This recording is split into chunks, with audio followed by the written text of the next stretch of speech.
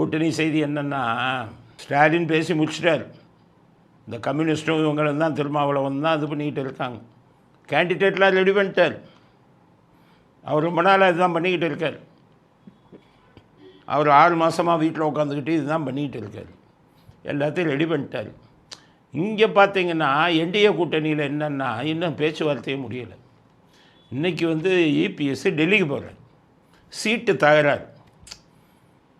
BJP என்ன கேட்குறாங்க, போன தடவை 20 தான் நின்னான், இந்த தடவை காங்கிரஸுக்கு திமுக 28 கொடுத்துட்டாங்க, அதனால் அதை விட ஒன்றாச்சும் கூட கொடுக்கணும், 29ன்ட்டாங்க. மற்ற கட்சிகளுக்கும் இழுபறி. 1ஆம் தேதி நாமினேஷன் போடணும். இவங்க இன்னும் பேசிக்கிட்டே இருக்காங்க. என்டிஏ கூட்டணியில் இன்னும் முடிவுக்கு வரல.